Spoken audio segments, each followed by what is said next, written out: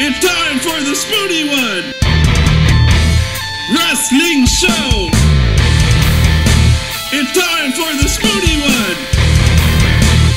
Wrestling Show! Well, this is the week I was kind of dreading ever since the whole storyline started, but this is the week that Kurt Angle came out of his retirement. You know, where he vowed if he didn't win at Bound for Glory that he would retire, and so naturally you knew that was not going to happen for various reasons. So this is the week he came out and he said he basically admits that he was like, I know what I said, I'd retire, but sometimes a man's got to do what a man has got to do, and Jeff Jarrett, he crossed the line. So I'm coming back and I'm going to fight Jeff Jarrett. I'm going to do this. You know, this is not very in keeping with the 3 I's, Kurt. I'm thinking of integrity here. You know, you did give your word, and it's not a lot of integrity in going back on your word. So let me go on a tangent here very briefly, and I think this is a reflection on the business in general, and this ties into really this was actually executed a lot better than the other retirement angle, the other major one that happened this year, which was John Cena, where John Cena retired, or he had to leave the WWE. And you know, say what you want about Kurt Angle going back on his word, he was gone for like 3 months, or at least he was in a non-wrestling capacity for 3 months. He wasn't on every show. He was on the shows like the last 3 weeks, but there was like a period for 2 months where he was basically gone. You know, John Cena didn't miss a day, but in either case, you've got a problem here, and this is a problem that has kind of plagued professional wrestling for a while, and it ties into Raw.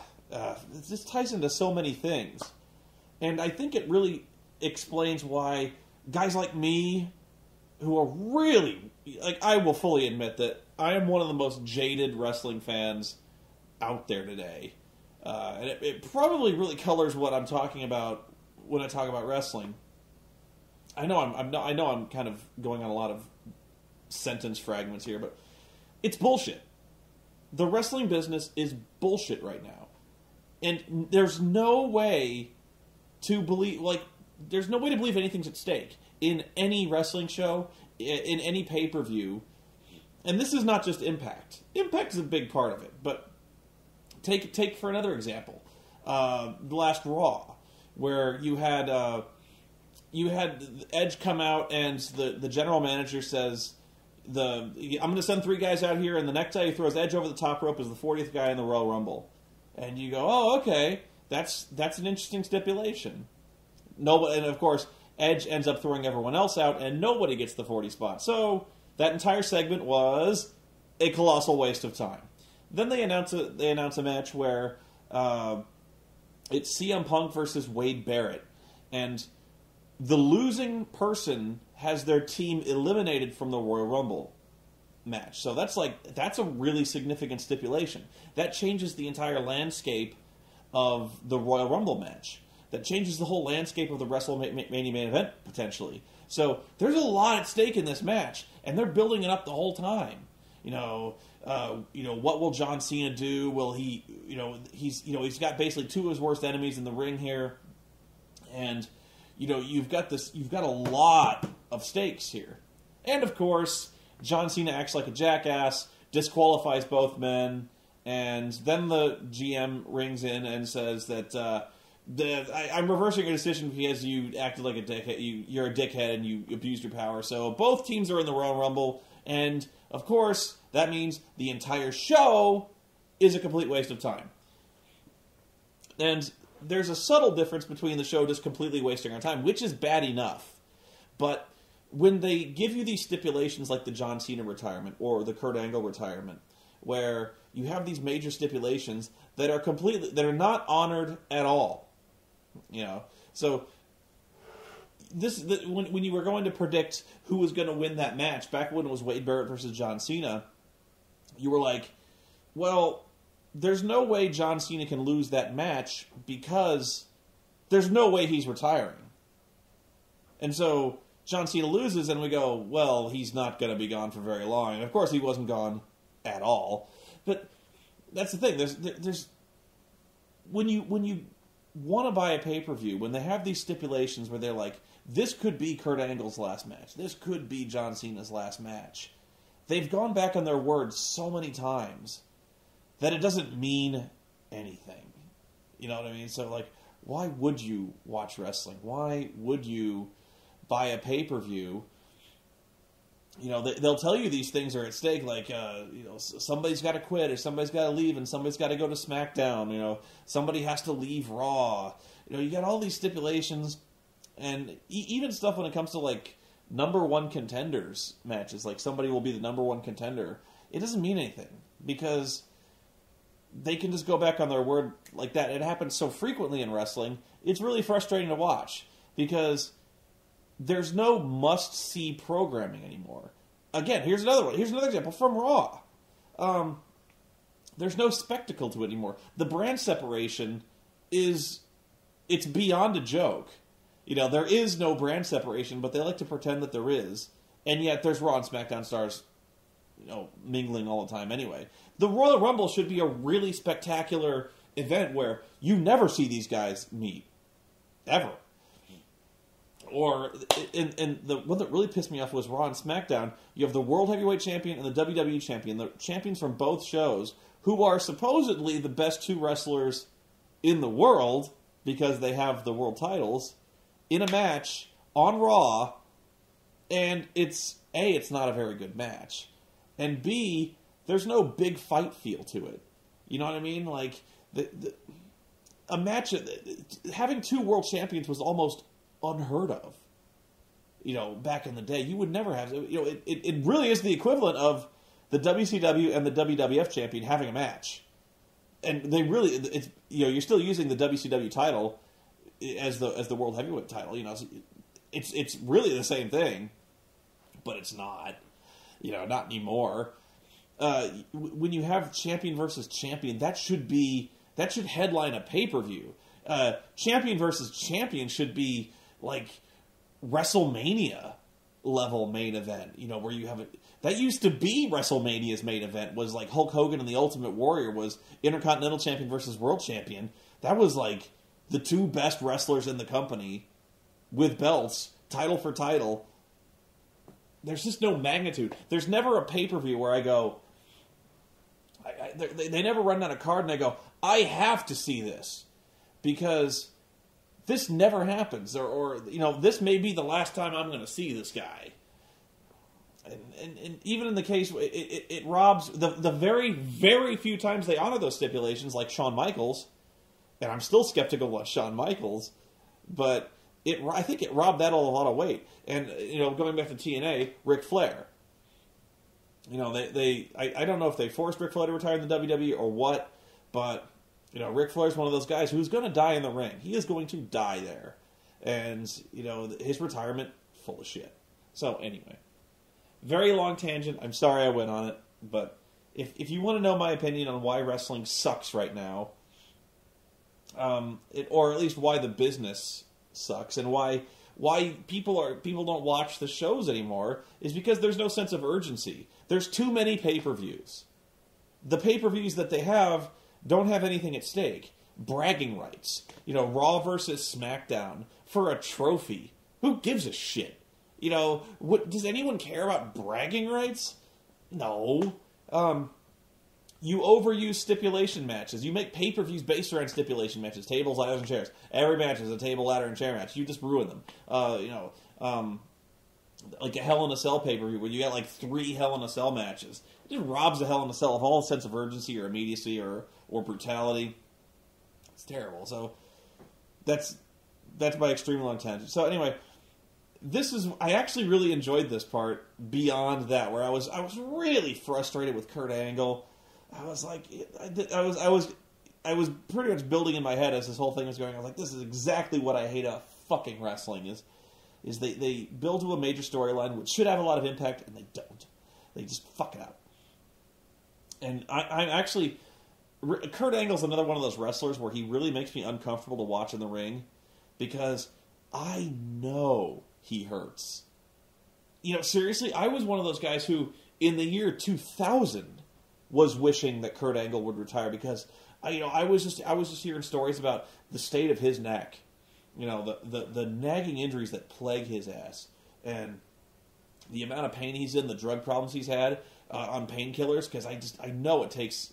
I remember reading something where it was like 20, 30 Vicodins to get out of bed or something like that. You know, the guy was just chugging bottles of the Vicodin. So like, it actually really makes me uncomfortable to watch Kurt Angle in the ring now. But if he's gonna, if he feels like he can go, okay. So Eric Bischoff finally comes to the ring, and he comes on the aisle and he says, "Nobody wants to see you wrestle. We don't want you back. And you know what? Since you're here, if you want an ass kicking, we'll give it to you." So he calls out all of Immortal, and I started to realize, my God, there's a ton of fucking Immortal guys. There must be like 10 of them. 9 or 10, all told, not counting Bischoff. So he sicks all of Immortal on Kurt, and they all start beating his ass. And finally, Crimson comes down. Oh, by the way, Crimson, the man who basically murdered Abyss like a horror movie villain with sticking the fucking board in his back. If you missed last week, that's how Abyss died. Was that nail-covered board got wedged in his fucking back. So Crimson comes down, the big Amazing Red's brother guy. So he comes down, and this was where it got awesome, because Ric Flair proceeded to lose his goddamn mind for like 10 minutes.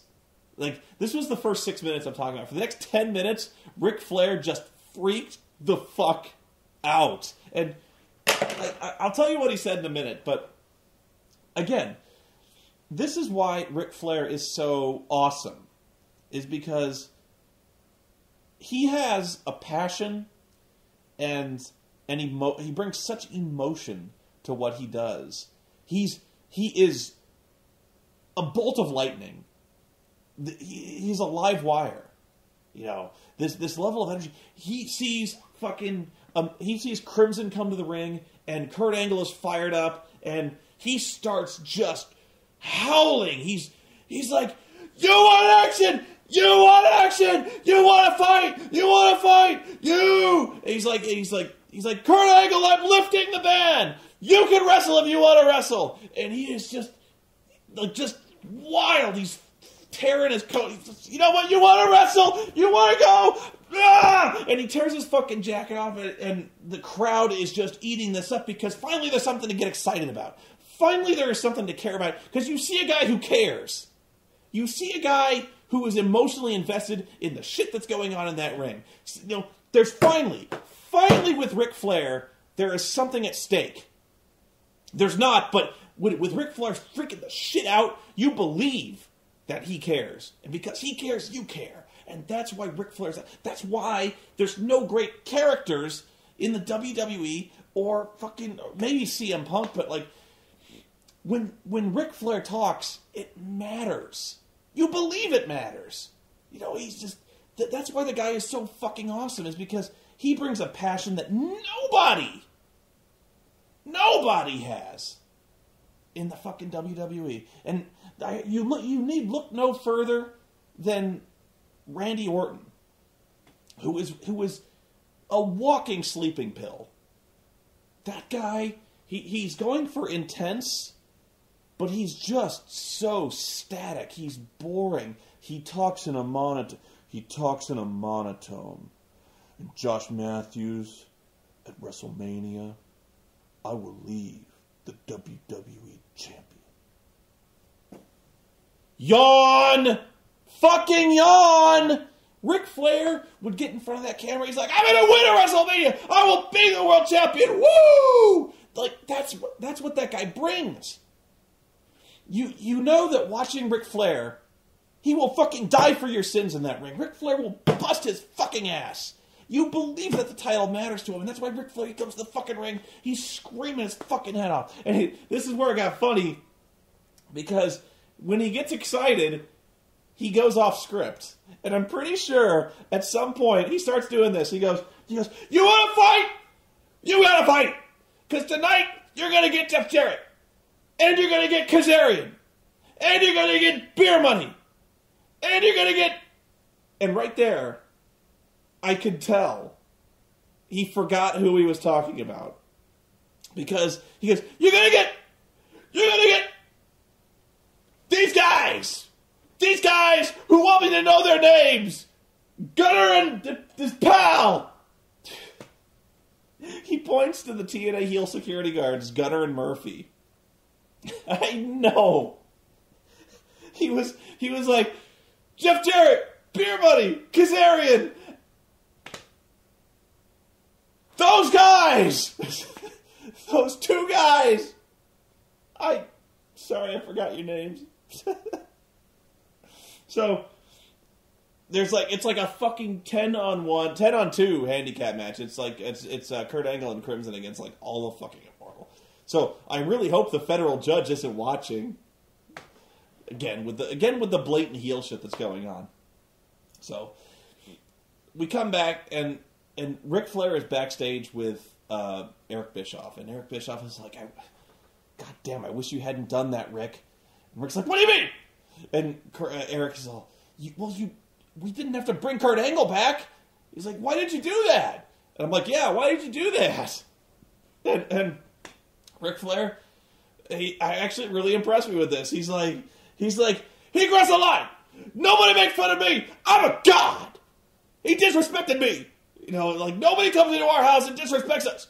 And so, and Eric's like, yeah, but this guy's a fucking killer. He's an Olympic gold medalist. He'll fucking kill somebody. And he goes, he can't kill 10 guys. He can't kill him. There's 10 guys. I guess that's where I got the 10. But he goes, they can't kill 10 guys. So, again, you actually believe that Ric Flair has a mission here. Like, he wants to fucking kill Kurt Angle. You know, he feels disrespected, and that's enough. You know, that's what he's got to do. So, by the way, this whole time, his head, I'm actually, like, underplaying what Ric Flair was doing, like, with the yelling and the fist pounding and, like, ah! Like, his head, he was screaming. He was, like, just, really, it was one of those times where, like, you would not want to make Ric Flair mad because this guy got fucking thermonuclear. Like, his head turned purple. Like I really thought he was gonna pop a vein or something like that. His head was like, he's like, he can't kill 10 guys! Ah! Like, and Eric Bischoff's even kind of sitting back in his chair like, Jesus Christ, man, what the fuck did he do to you? And so I was actually really blown away by this segment because it was Ric Flair just going nuts. And I guess, okay, I may take it back where I say WWE doesn't have any of those characters, but the closest guy that they have to that guy is John Cena. Where John Cena, I think a big reason the people get behind him, and the reason he has such successful promos with the live crowd so often, is because he does a very basic promo where he starts off real quiet, and then it gets real loud. You know, he's like, what you did at tables, ladders, and chairs was unconscionable. But just wait till next week when I take this boot and shove it up your ass. Like, you know, when he gets really mad, you know, you can see when, like, John Cena gets mad, when he gets really passionate about something, and he brings that emotion. He's, like, the only guy who really raises the bar when it comes to emotional investment, emotional content. And so, if nothing else, I do give John Cena props in that when it seems like he cares, which isn't often, but when it seems like he cares, the crowd cares. And that's all I'm saying. So, I'll go to the next match because I remember this. I was so fired up about the segment I kept watching. So, what it is, the next one is Sarita, Tara, and the girl of 1,000 gimmicks, Madison Rayne, versus Mickie James and the beautiful people, Pirate Whore and Velvet Sky. And so, the story here, the real story that was that I think just started here was that the beautiful people are coming to the ring. And I had completely forgotten about this, but they're just about to go down the ramp and you go backstage. And then Winter, the imaginary phantom girl, who is no longer, she's a real girl now, she pulls Angelina aside and she's like, what are you doing? She's like, I'm having a match. And she's like, yeah, but we're the tag team champions. And I was like, oh, yeah, oh, shit, yeah, you're right. Shit, what? Fuck. So I was like, oh, I forgot about that. So Angelina says, I know, but I got a match with Velvet. And she's like, but we're no comprende. And Angelina's like, look, you're great, we're tag team champions, but Velvet is my BFF and always will be. Sure. And then she's like, you stay back here, Winter, and you calm the fuck down. And so Winter, they leave, and Winter starts going like, take on me, where she's like, and she starts freaking the shit out. So this match was a catastrophe. First off, this match went like 10 minutes. I'm sure somebody timed it. I didn't time it, but it went through a commercial break. It was at least 8 minutes. So, this fucking match. It's an elimination match, first off. So it's a 6 knockout tag team elimination match. So there's at least 3 falls. God. Turns out there were 5. So what happens is Velvet gets knocked out early. And Velvet goes backstage, and immediately they cut away.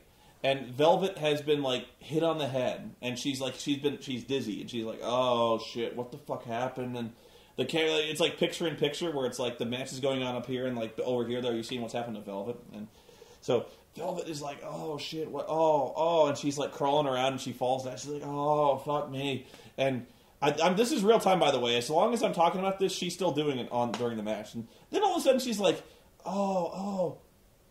like she got, all of a sudden, like, it was like she forgot what side of her fucking head she got hit on. She's like, oh, shit, left, right, this hurts too, And so she falls down. Then we go back to the match.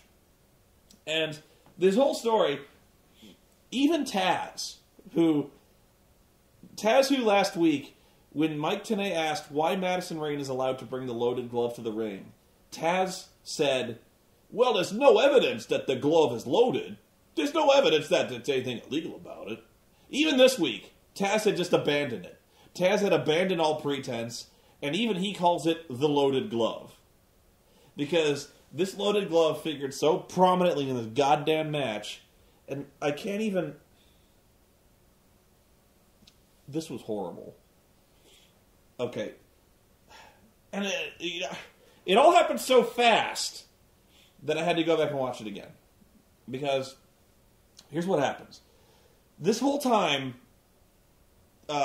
Madison is loading the fucking glove up. She's doing this thing where she's like loading the whatever. She's like the deer shot in the fucking glove. And by the way, what do you have to do to get searched or disqualified by the TNA? The TNA referees are among the most impotent referees I've ever seen in the history of professional wrestling. Because we've established that it's a loaded glove. This is no longer a secret. The announcers know it. We know it. She's used it as a weapon in the past to knock people out. She's made a grandiose production of loading the fucking glove, indicating to all but the blind that this is a weapon. Does the referee care? Of course not. Tara is using her cybernetic fucking Cybertron elbow brace to knock people out. Does the referee care about this? 1 iota? Of course not. So the story here is that Madison, I have to take a little bit of artistic license here because this was so fucked up that I am going to explain to you what I believe they wanted to happen. But know in your heart that what I'm describing was way uglier and less coherent than I'm telling you. Okay. So what I think happened was that Madison Rayne jumps the ring and she's trying to attack Mickie James. And she swings at Mickie. Mickie ducks and trips her. Like a drop toe hold or something. Like I don't know. Like kicks her in the back of the leg and she falls down. Madison falls, hits the floor, and is dead. She's knocked out. And what the announcers had to explain this to us because it was so fucked up and unclear that nobody could have known what happened. They said that Madison Rayne had landed face first on the loaded glove and knocked herself out.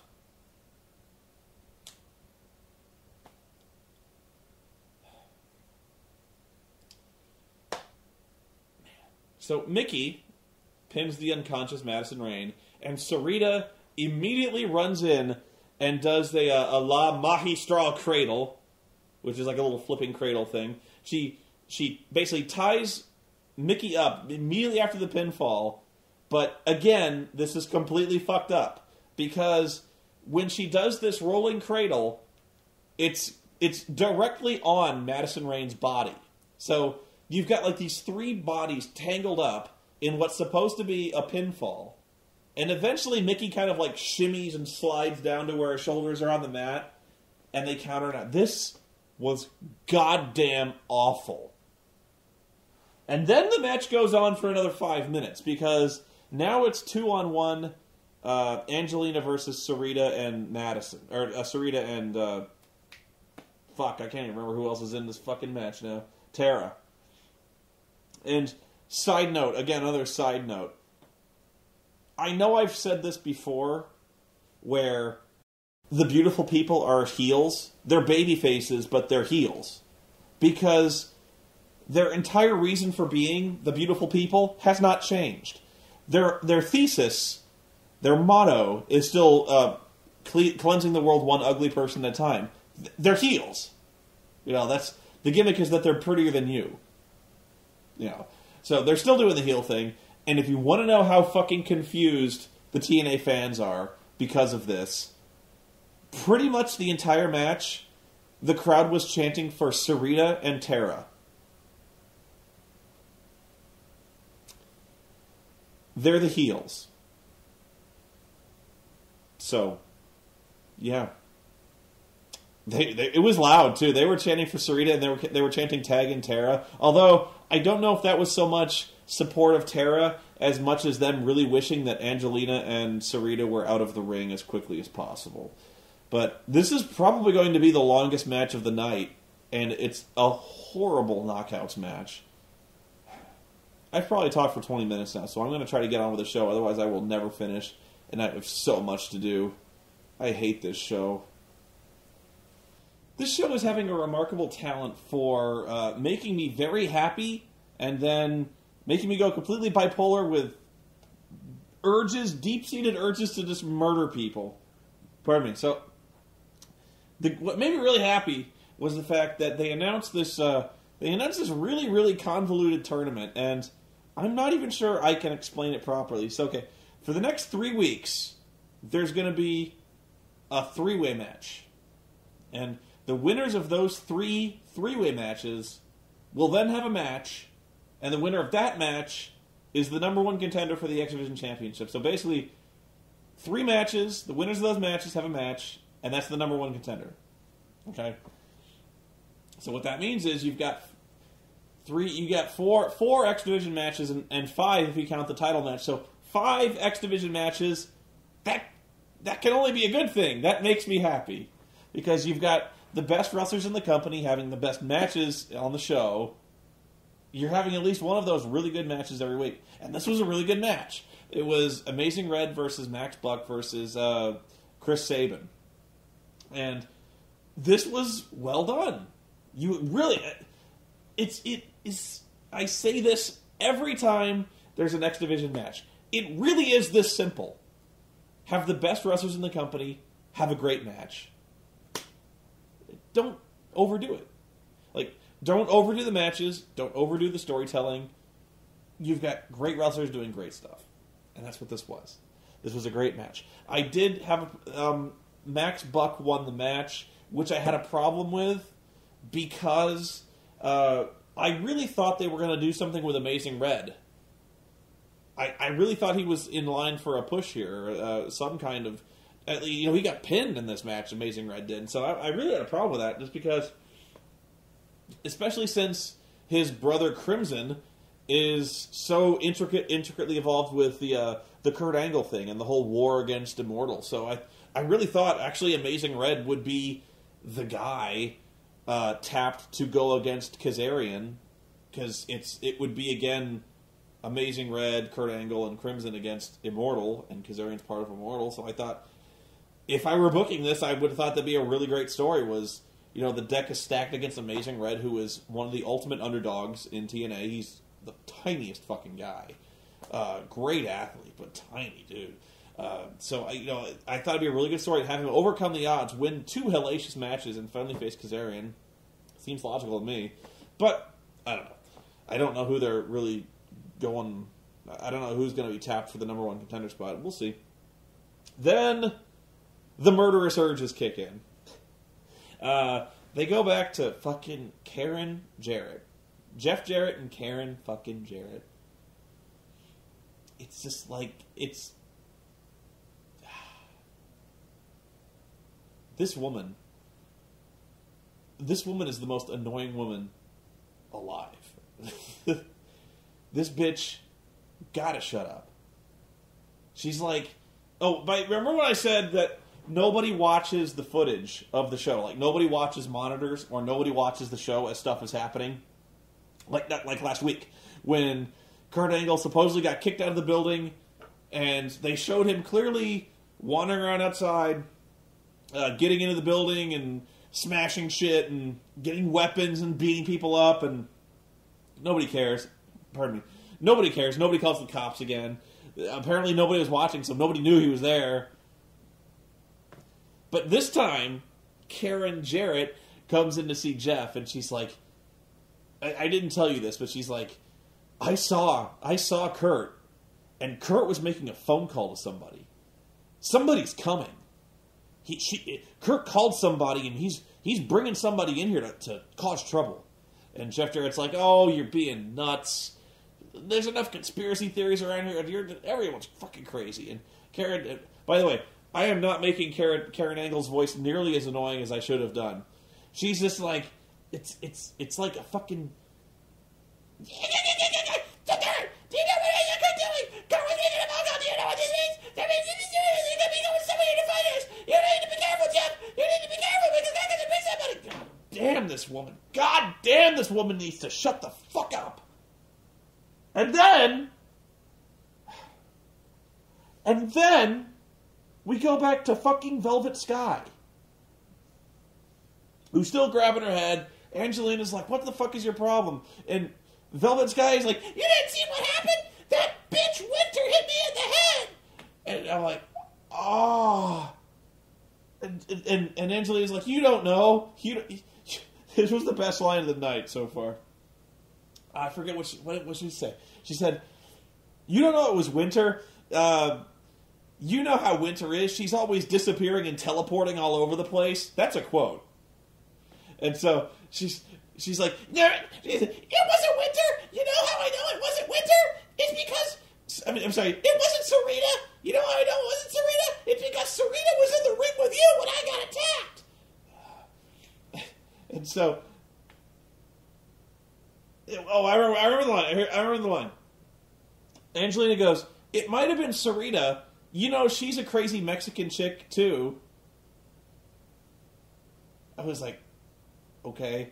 But yeah, Angelina's like, she's like, if you don't do something about Winter, I fucking will. It's like, Jesus Christ, what is with these shrill-voiced, annoying bitches?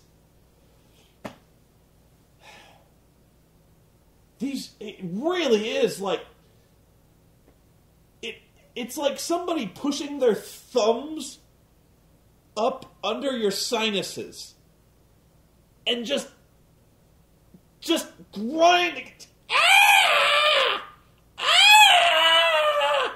I'm gonna get Winter! God, I can't even replicate the fucking atonal, shrill crooning these harpies make. You know what I'm gonna do? I don't even want to... I so have the urge to, every time I see knockouts on the fucking screen, to just fast forward. I'm going to make you listen to it. I refuse to recap the knockouts. I'm not going to show it to you. I am going to, as soon as I see the knockouts on the screen, I'm gonna cut back here, and you're gonna watch it. You're gonna hear it. You don't even need to watch it. I'm gonna turn it up, and you're gonna hear it. I'm gonna point the microphone at the screen, and you're gonna hear it. And see how much you can take of this shit. Woo! It's fucking Velvet Sky again. This is like the third fucking Velvet Sky segment. Hang on, I gotta get the fucking microphone turned that way. Here, hang on. You're gonna see this shit.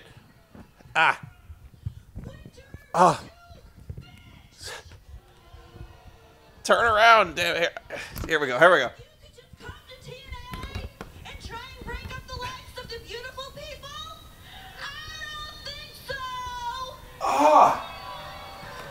You think you could just show up out of nowhere whenever you damn well please and sneak attack me from behind? Nope. Well, I got something to say to you, you glass bottom bolt loving bitch. If Angelina Love isn't gonna take care of your ass, then I will. Get your ass down here now. It is, No! I'm sick of you! Velvet Mansory with the same voice coach. Lord. I think maybe Karen Angle also. Even Taz is getting a headache from this shit. Taz, usually Winter is so soft-spoken in the back. Doesn't show her violent side until she... You see the headache But that wasn't the case earlier. that I'm getting. Obviously. Look at mine. Again, it was jealousy.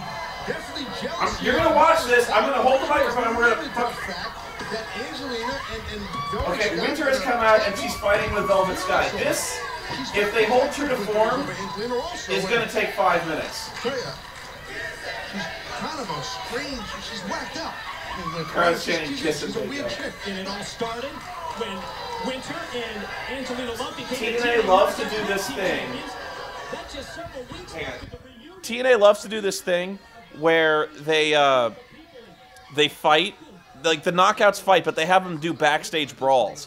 It was really like every week they would do this, where like they would brawl for at least 5 minutes, usually about 10, where they would have these really prolonged brawls near the catering area, and that's exactly what they're doing here. They're gonna be doing this for a while.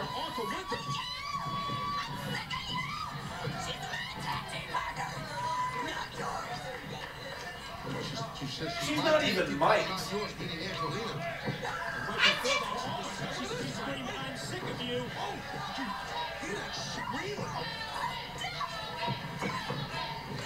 We've seen before how she can just snap like that, and that's exactly what's happened again. As I can only be grateful they're not mic'd. Just trying to cover up. Yeah, I mean, well, let's be honest. I mean, Winter was more or less defending herself to this point. Looks like, okay, this is wrapping up. Hang on, let me fix the mic. Oh, good. Angelina's coming out. And she can only be the voice of reason in this thing. If you're Angelina here, she knocks her knockout tag team partner off of her BFF. I just remembered something. Hang on, let me...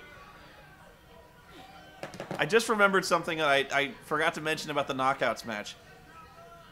This is another thing that TNA is doing really, really poorly. It's taking too long to get matches started, especially when they're introducing every single one of the knockouts in turn. The Beautiful People's entrance alone takes about 3 minutes. And the reason is that we're still doing knockout stuff. She's a screamer. We're going to get more screaming. Go ahead. You want to do it. Go ahead and do it.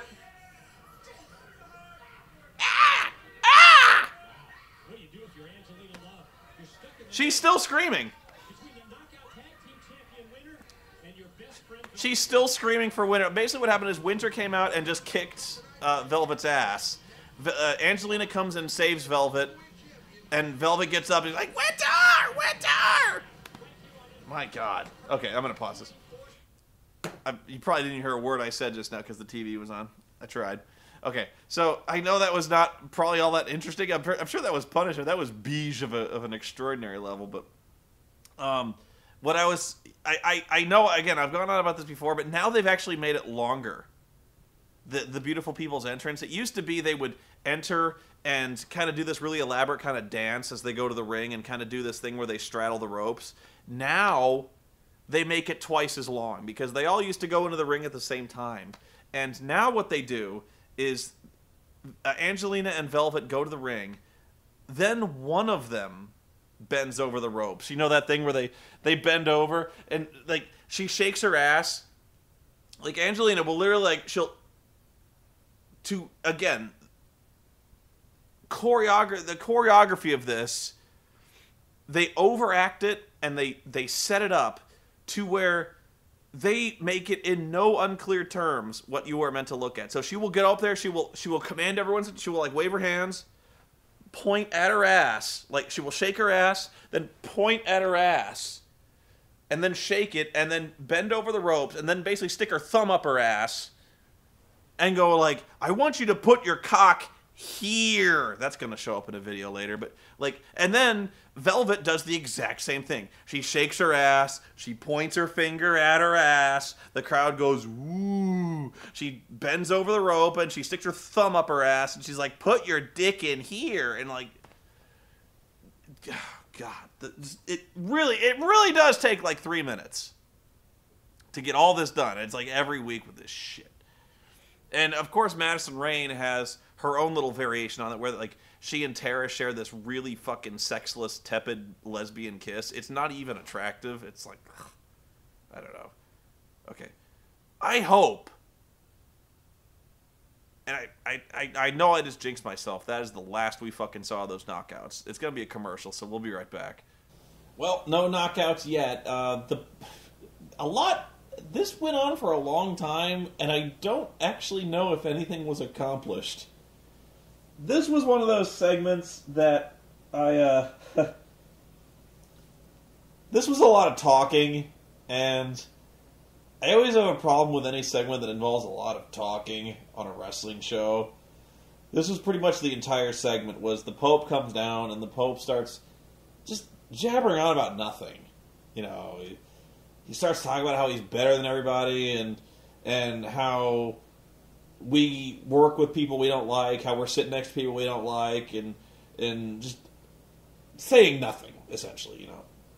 And so the real announcement is he goes, Joe, I don't like you. Ooh. Oh no.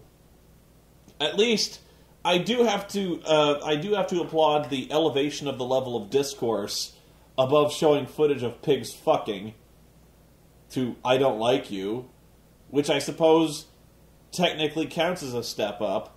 But the big news is that Pope he's vowed that next week he will bring a fan into the ring for confession. So he spent 6-7 minutes announcing that next week he will also get in the ring and talk for 6 or 7 more minutes with a fan. Cool. I also forgot one segment where Jeff Hardy comes to the ring mainly to remind us that next week he has a match against Mr. Anderson for his title. I'm of two minds about this, because I can't remember a heel turn that was executed as poorly, that has been such a colossal failure as Jeff Hardy's heel turn. Because it was done purely to provoke shock value, you know. Purely, it was Jeff Hardy turned heel purely because Jeff Hardy turning heel made no sense, right? So, and it's such a bad heel turn that really nobody's booing the guy. You know, they boo him because they have to boo him. Because he comes up with Eric Bischoff, and they're really just kind of booing Eric Bischoff or whatnot. But it's actually backfired so badly that even the other superstars are kind of acknowledging, or the other wrestlers are kind of acknowledging that it's not working. So, like, Jeff comes out, and actually, this is why I'm surprised about this. Jeff, actually, I thought, cut a really good heel promo about how everyone out there is a bunch of internet sarcastic marks, and they don't give a shit about him, and you know he's the greatest wrestler, and why shouldn't he have success? Why should he continue busting his ass before the people never did him nothing? So it was a good promo. I actually thought he was, again, this was like emotionally invested. He actually showed a lot of emotional investment in what he, you kind of believe what he was saying. So this was one of those segments that actually kind of won me over. I liked it. To where I was going, that's a pretty good heel promo he's doing right there. And this coming off, I'm one of the main guys who thinks the whole heel turn was a waste of time. I still think it's a waste of time, but I think Jeff is actually trying to make it work. I don't think it is working, but I think he's really trying to make it work. So I got to applaud the effort. But again, this is where I say it's not working, because Mr. Anderson comes to the ring, and he comes, he goes, he says, you know, for all you've done, you've joined Hulk Hogan, you joined Eric Bischoff, you joined Immortal, for all the people you screwed to get that title, they still love you. And the people go, yay! And I'm like, they do still love the guy, you know, they want to cheer Jeff Hardy. So the whole heel turn thing is just not working. And I thought Mr. Anderson did a fine job, and I'm actually I'm usually very critical of Anderson as well. So that was the main thing. Okay, so the way this current segment wrapped up was Ric Flair is, again, awesome. He's basically whipping the troops into shape. He's got all of Immortal in the locker room, and he's actually really pissed. He's like, you know, I put my ass on the line for this. You know, I took a big risk bringing Kurt Angle back. I didn't have to do that, and I did it. The only reason I did it was because I told Eric Bischoff and I told Hulk Hogan that you guys could handle it, and you better fucking handle it. And so, like, you know, he's talking everybody up, he's getting them all excited, but then they remind me that I'm watching TNA. And so there are moments like that where you actually really start to enjoy yourself. You're like, this is awesome. So like it pretty much always follows Ric Flair. So like whatever follows Ric Flair, you're like, oh yeah, I'm watching TNA. So this would happen. Like you'll be watching Ric Flair at the beginning of the show, then the knockouts come out, and Madison Rain's knocking herself out on her own loaded glove, and you're like, and then we're brought back to reality. So we have this really awesome Ric Flair segment where Ric Flair's doing his thing, and then you see Eric Young. Eric Young, for those of you who don't remember or blocked it from your memory, and who could blame you, his current character is that he is brain damaged. And because he's been brain damaged, he acts like an idiot. He acts like a village idiot. So, apparently, Eric Young has found the TNA World Championship belt in the trash. And he has taken this belt. He believes now that he is the world champion. And he carries the belt with him wherever he goes. And he thinks whenever he has a match, he is in fact defending the TNA World Heavyweight Championship. Ric Flair sends those troops out of the locker room, and Eric Young is there.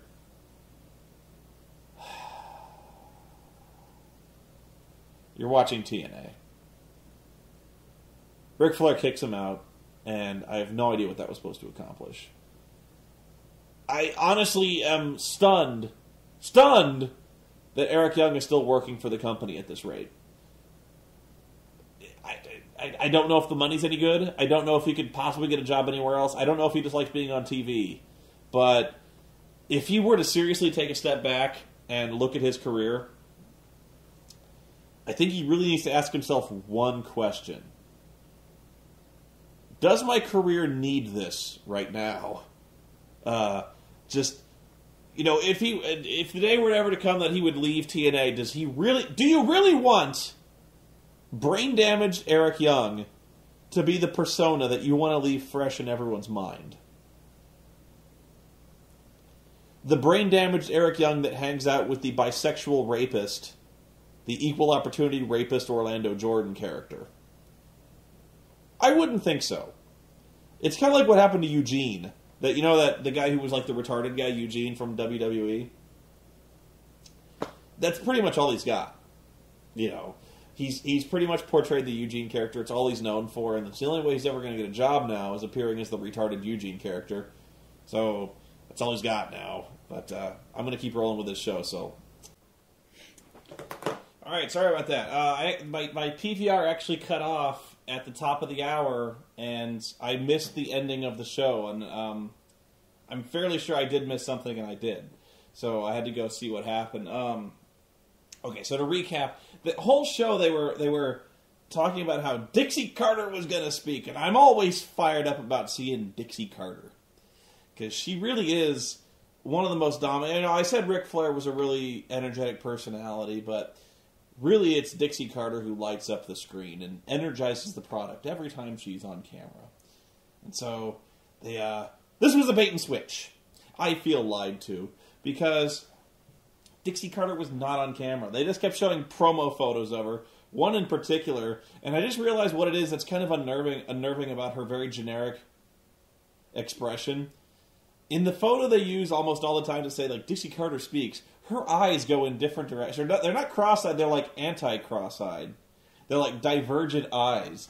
That it really does look weird in the photos they use of her, but it's bait and switched, because they're like, live via telephone, we have Dixie Carter, and she was like talking for maybe 20 seconds, where they're like, so what's the big announcement you have, Dixie? And she says, well, I'm happy to report that February 3rd, it's all going to be over. Our prolonged legal battle will be finished, and the judge will render his verdict, and I will be in control of my company once again.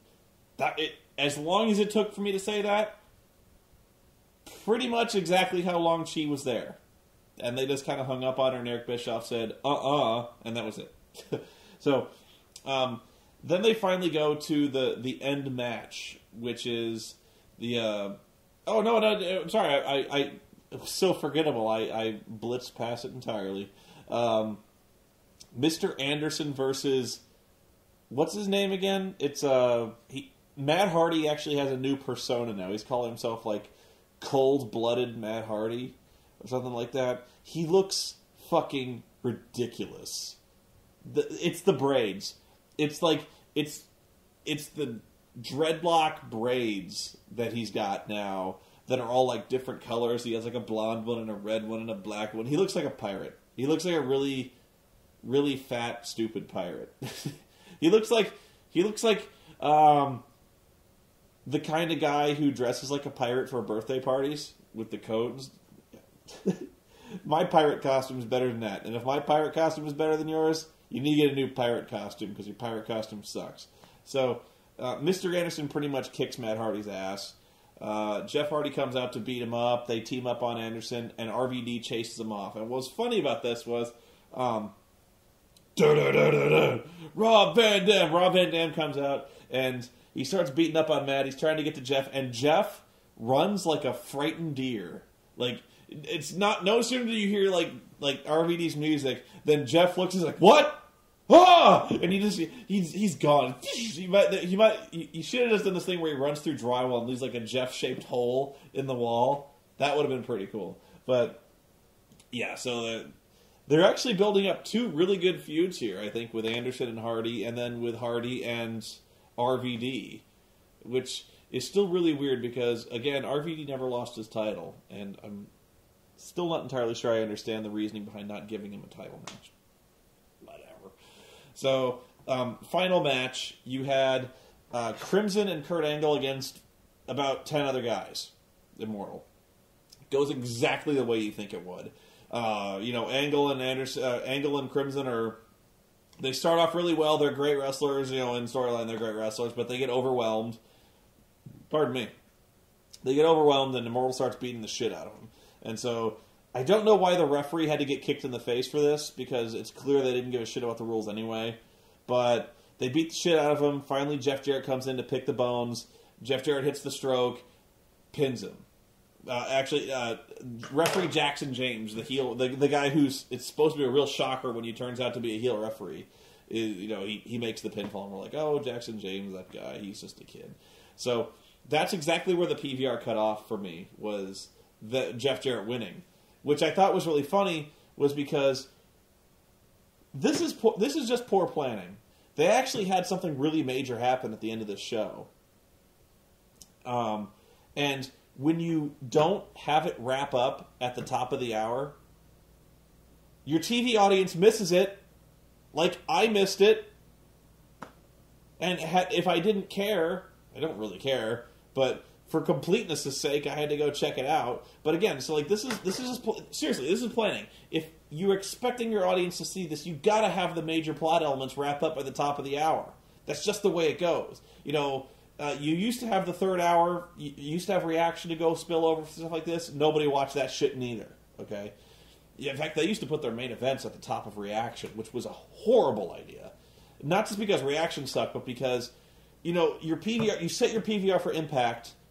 You aren't going to set your PVR for reaction most often, and you miss your main event, which is a really shitty way to book your program. So basically what happens is, I had to go find this, is they're beating, like Jeff Jarrett wins, the Immortal wins, and they're all celebrating, and all of a sudden the lights go out, and when the lights come back on, Scott Steiner has beat the shit out of everyone with a lead pipe. Scott Steiner is back. And it's the Main Event Mafia. They were telegraphing the Main Event Mafia a while back because Crimson said, I came here and I sided with Kurt Angle because someone made me an offer I couldn't refuse. Main Event Mafia. So Scott Steiner is now a babyface, which is weird. But we can look forward to many more pose-offs and promos. More math lessons by Scott Steiner, by the way. But yeah, when you got Scott Steiner coming back, you really might want to do it before most people's PVRs cuts off, because I don't set mine for overruns. I refuse to watch a single second more of Impact than is strictly necessary. The only reason I did was because I heard that something pretty major happened, and I didn't think that Jeff Jarrett getting the pin on Kurt Angle was the major thing. So, you know, all told, this was a pretty good Impact. For as much as I complained about it, it was okay. By far, the worst thing about this show is the knockouts. I'm not even kidding. I'm not even being sarcastic. I'm not trying to be funny. They are horrible. They are killing this show. This is god-awful television. It's god-awful wrestling, and it has to stop. It really did poison what was actually a pretty... If you cut that out, that was not a bad show. For Impact. It's always important to qualify that. But I got to get back to work. It's 6:20 in the morning. I have not slept, and I still have a lot of work to do. So, till next time, everybody.